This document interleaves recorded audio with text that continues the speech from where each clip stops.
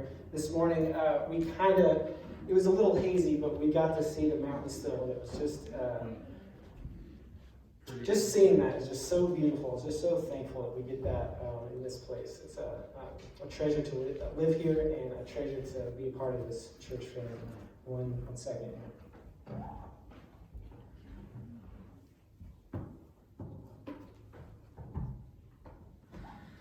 All right, so we are finished with our series on Jonah.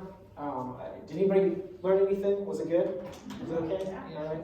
That was kind of our test run with this new format and what we're doing in trying to keep the series going even when I'm not here, that we keep going as a church family. And I think it's worked pretty well. Al is actually finishing up the last of the Jonah series down in Ellensburg. And so we're just thankful that this is taking I think this is good. We're going to keep on going, and we are going to start with the book of 1 Peter now. And this morning we're going through 1 Peter 1 through 5. And I've entitled it Peter's Assurance. And we're going to find out why he's so sure, I guess, of himself. And it's probably no secret to any of us, but hopefully we look at it in a little bit of a different way today.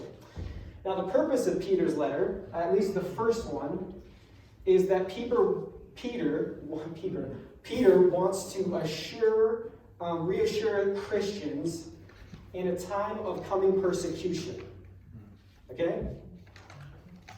Hopefully there's some relevance there. There's victory over all darkness because of the life, death, and resurrection of Jesus Christ. That is Peter's message, and he wants people to have a deeper understanding of that so they can face what was coming down the pipe.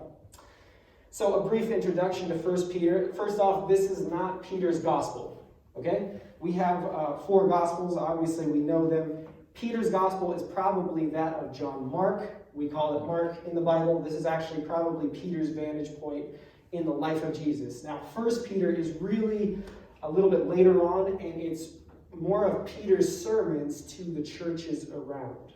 Okay? So it's kind of after, yes, we are accustomed to learning about Jesus. We know a little bit who he is, and now let's learn more. That's where 1 Peter kind of takes off. Peter probably has a scribe, just like John Mark was probably his scribe for his side of things. He has a scribe called Silvanus who probably writes this for him because he was a lowly fisherman, wasn't he? From Galilee, the greater Galilee area, right? And so they probably didn't have a great knowledge, but what he did have was a very close relationship. He was one of the 3 closest people to Jesus while he lived on this earth. While Peter is writing at least this one, he is actually imprisoned in Rome under the Emperor Nero, who would later execute him by crucifying him upside down. And this is where we begin. He's probably in prison here for a few years.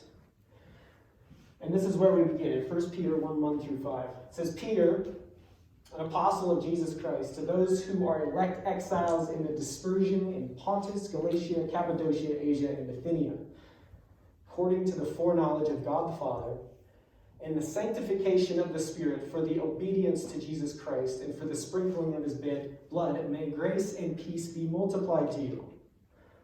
Blessed be God and Father of our Lord Jesus Christ. According to his great mercy, he has caused us to be born again into a living hope through the resurrection of Jesus Christ from the dead, to an inheritance that is imperishable, undefiled, and unfading, kept in heaven for you, who by God's power are being guarded through faith for a salvation ready to be revealed in the last time, or the end time. And if we back up and we just look here, we see Peter describes himself as an apostle. Does anybody know what apostle means? What the term means? Yes? Somebody who was sent. He's been sent, okay? Jesus has commissioned him to do a specific task, and he's been sent to do this. So he's an apostle, one sent of Jesus Christ. And then he says this thing, this is like a normal greeting, except it's strange in here, that it's called the dispersion in Pontus, Galatia, Cappadocia, Asia, and Bithynia. So that's basically, I took this out of one of the books, it's hard to see here, But that's basically this greater area, okay?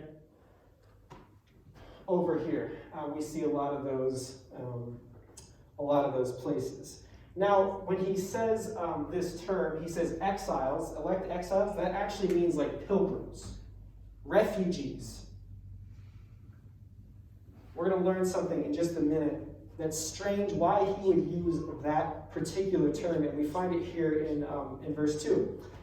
According to the foreknowledge. Now, we don't want to go too much into that, because if we know a lot about that, we're going to leave that one kind of to the side for today. We could spend probably all day talking about what foreknowledge could mean, but basically this is saying that God the Father had a plan from the beginning. Jesus had a plan. They had a plan, and if humans were to fall as they did, they knew how to take care of it. And then the sanctification is kind of weird, strange, big words. Probably for all this is referring to baptism, and obedience is like Christianity was talked about as it's not just obedience in like, hey, you can't do this and you can't do that. It is a way. It's a road system, and you followed it. It's a direction your life went. Then the sprinkling of this blood. Now this is where it gets kind of interesting. Because he talks about elect exiles in the dispersion of Pontus, Galatia, Cappadocia, Asia. So who's the dispersion talking about? Anybody know? What would the dispersion be linking to? What's that? The Greeks. Well, no, not really. In the dispersion, does anybody know what that is? The diaspora? Okay, this is when the Babylonians came into Jerusalem, sacked Jerusalem, and sent everybody out. It's dispersed people, okay? They are lost and they are out. Now we're going to get to what Paul just came to in just a moment here, is that this is a Jewish term.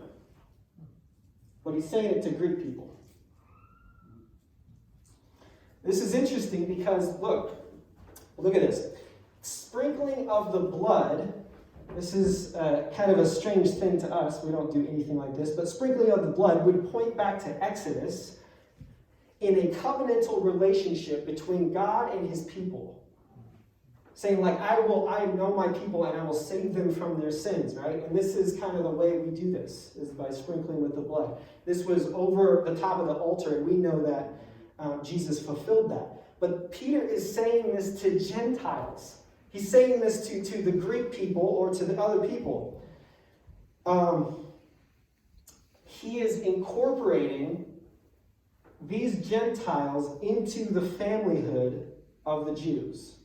Now, we may not think that's strange because we think, oh, well, Christianity is for everybody, right, today. But think about who Peter is for a minute. Do we know that anything about Peter where he might be the opposite of that? In the book of Acts, he won't even sit with Gentiles. He won't even come. These are unclean people. He doesn't want anything to do with them. And yet here in this sentence, he's actually including them in his own family with God.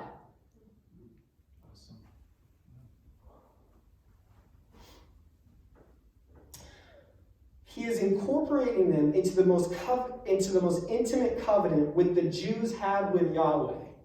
More than 600 years before this, he's like, no, like, that's your heritage now.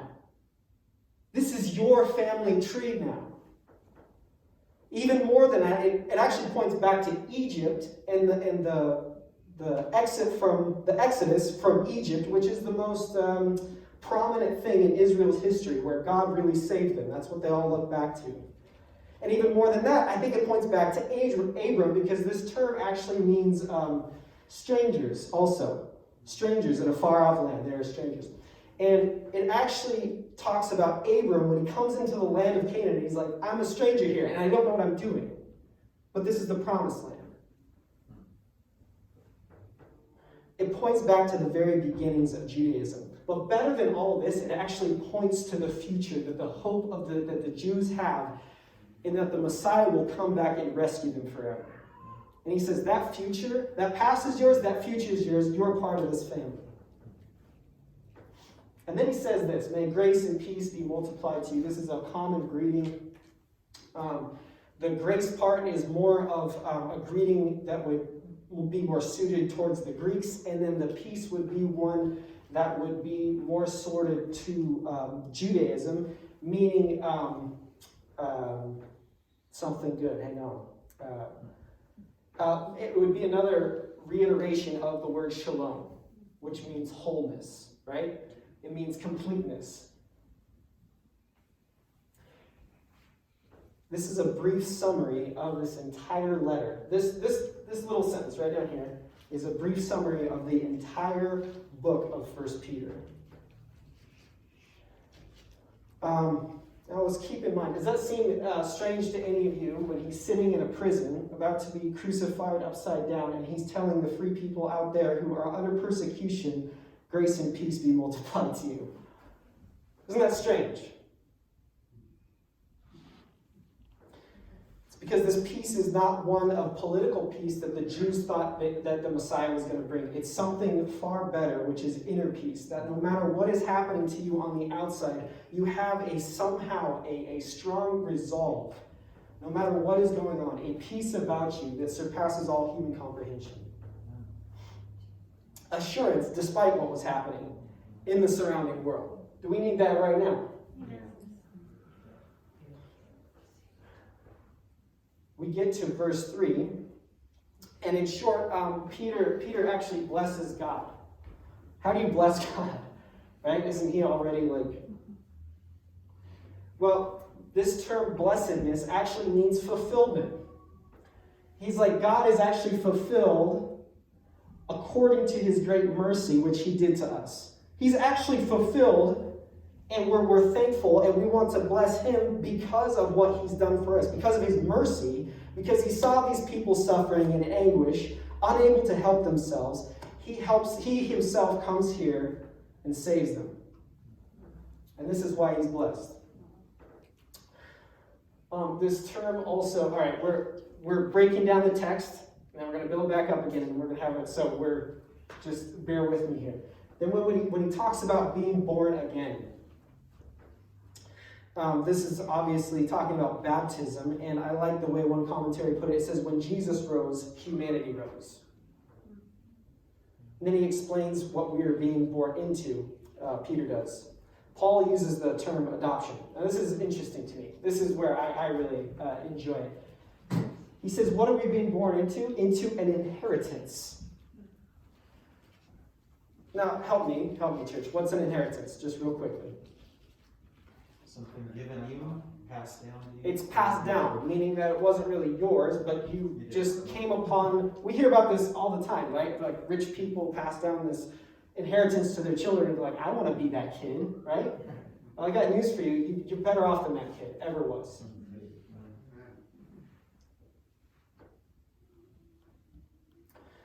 Peter tells us that there's an inheritance, but he doesn't really tell us what it is. And you're like, come on, Peter, like go the next step. Tell me, like, what's behind the curtain? What is there waiting for us in eternity? Part of that is because I don't think he talks about that, we'll talk about that next week. Chuck will be up here, and he'll talks about how it's incomprehensible. Like, we can't even understand what the inheritance is that it's awaiting us. But the other part of that is this. This is what we don't understand as 2,000 years ago have passed now, and we lost sight of this. But an inheritance, he uses these three terms to describe the inheritance. And the inheritance was actually relating to that of the promised land, right? Of the land that Israel was going to come. And it's actually from a prophecy in Isaiah. I didn't know about this, actually, before this. This is interesting to me. So this term, imperishable, it also means incorruptible. Now, in their terms, this would always bring to mind as an enemy that would come in and take over and rampage through the whole place and corrupt the land. Okay? There is a land that won't happen anymore. Then there is an undefiled, or unspoiled is the same terminology there. And Jesus said this about that. He says, don't store up your treasures on earth where moth and rust destroy, where robbers can come in and take it away from you. He's like, don't do that. Store up your treasures in heaven. This is what he's talking about. This is also pointing out that the children of Israel actually spoiled the land. They did things improperly, and they didn't take care of it right, and they messed up, and they spoiled their inheritance. And Peter's saying through this, not even you can mess this place up. And unfading, this term actually comes from the sun beating down on crops withering, a lack of water. He's like, things will be able to grow there. There will not be any lack. Things won't be destroyed by other people. They won't be destroyed by you, and there's going to be no lack of anything. Sounds like a pretty good place, doesn't it? Then we get to verse 5. It says, who by God's power are being guarded through faith for a salvation ready to be revealed. This term actually means guarded. This is actually like a military term for a garrison. Okay? So it's in heaven and it's got like this garrison, but that's not, I guess, not how I think about it, but that's what it means. In other words, nothing is going to touch your inheritance up here. It's sure. It's being guarded through faith, because faith is not something of our doing. It's actually trusting God to do what he's always done in keeping his promises, right? It's also something that we don't like. And it says it right here in the last time, in the end times, in other words. We don't like delayed gratification. This it's like a cultural thing that we just hate it, right?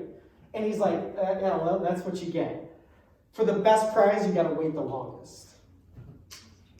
We hate delayed gratification. Yet he's like, you got to wait. You got to be patient. And we'll talk about that again next week. When he's like, for a little while now, you're going to be suffering, but there's a joy that you cannot comprehend, and it's coming. That sounds pretty good to me. How about you? Yes. Okay, that's what we long for.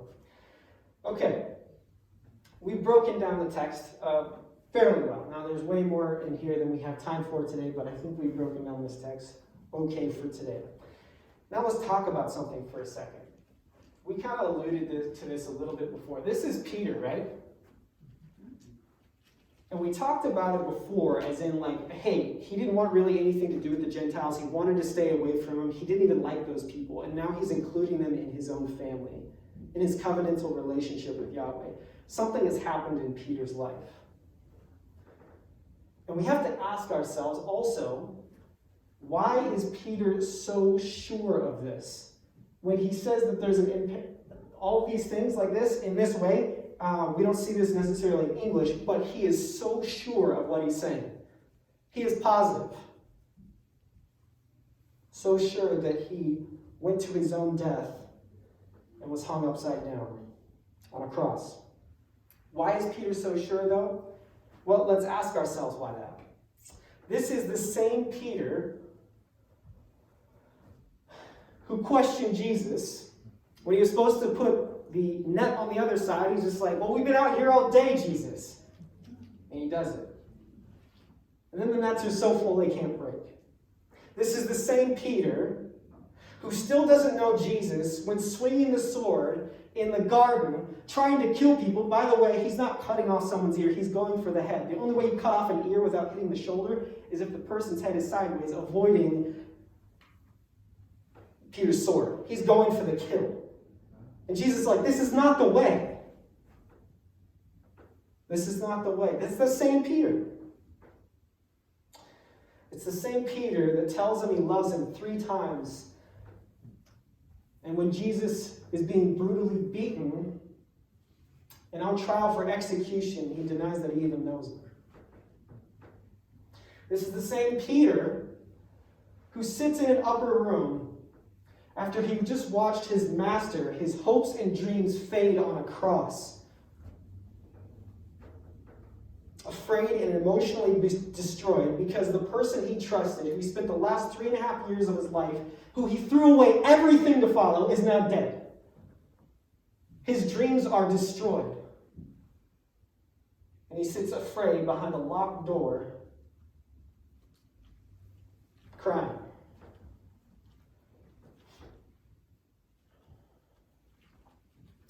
Put yourself in the disciples' shoes here.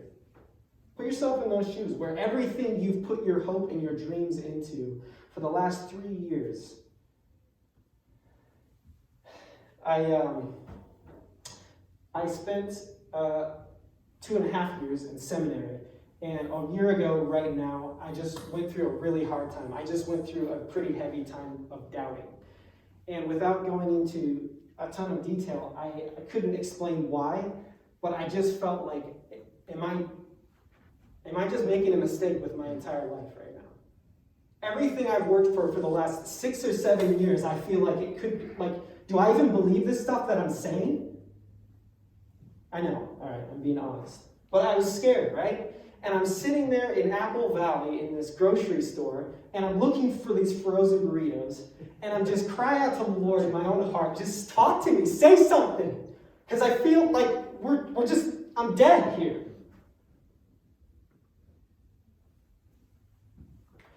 And I remember I was looking for these stupid frozen burritos, and I couldn't find them, and I was just shutting the door of this freezer just harder and harder. And I remember just saying, Lord, just say something to me. And I remember at that moment, there was this little girl that came around the corner. Excuse me.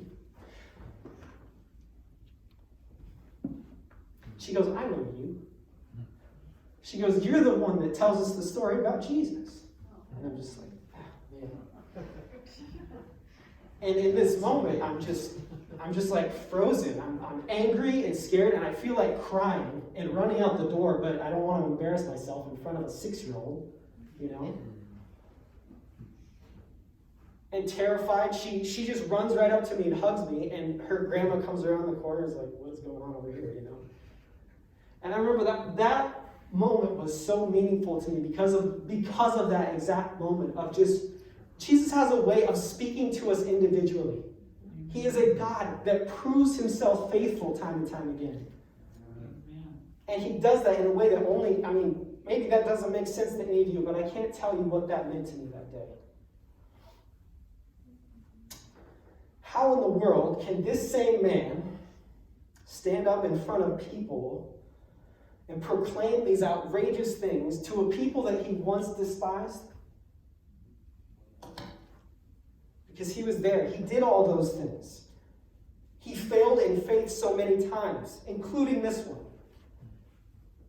And when John and he ran to the tomb, it was empty. In this moment of disbelief, he believes everything he believed in has now gone. And he runs to the tomb, and there's nothing there but these garments folded. Because of that, we can trust. He's like, look, you guys, I've been there. I've not believed this man before. I've been unfaithful to him in every single way you could possibly imagine. I've failed him in all the ways. We could have kept going with the list, by the way. Over and over again where Peter fails Jesus, and he says he's never failed me. Not once.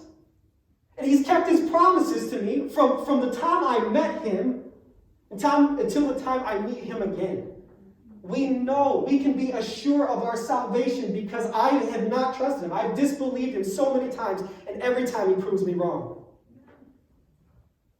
He is the ultimate promise keeper, even through the impossible things like raising the dead.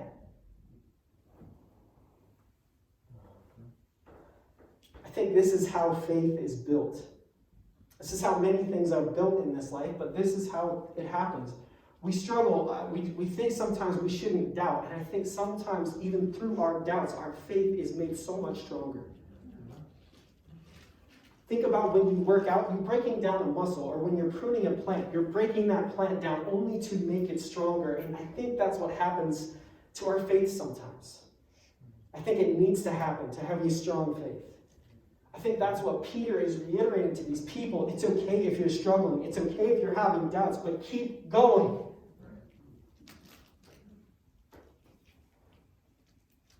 Jesus has a way of reaching you personally. If we keep going in the right direction, just like Peter, he was wrong. He got it wrong a lot, but he kept going in the right direction. Jesus will not only save us, but he won't even let our failures go to waste. They will be an opportunity to build back up our faith. You want that today? You want that inheritance? Comes from having a faith. I don't mind being like Peter. He went through a lot of devastating stuff, and some of it was his own fault. But in the end, we know where he's going to be sitting. We know where he's going to be. I want to be there too. I think we have a closing song.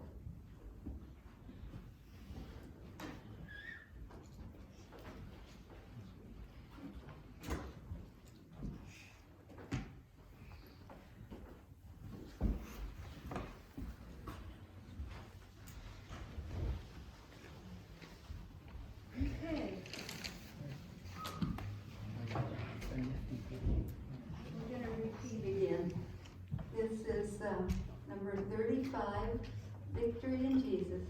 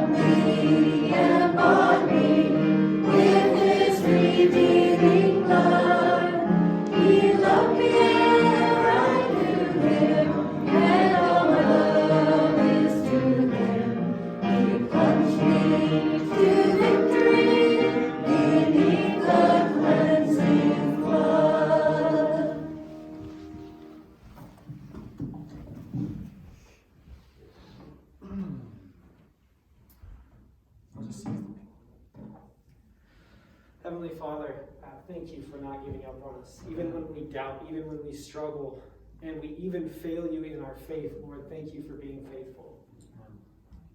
Thank you for being the one that no matter what happens, no matter who cheats us, or who wrongs us, but we can turn to you. And we can be assured that on some level, even if it's beyond our wildest imagination, or if it's not even what we think, Lord, we have an inheritance. We have something awaiting us, Lord. Help us to remember that in times of trouble. Help us to be sure of that we can face no matter what tomorrow brings. We love you, Father. Amen.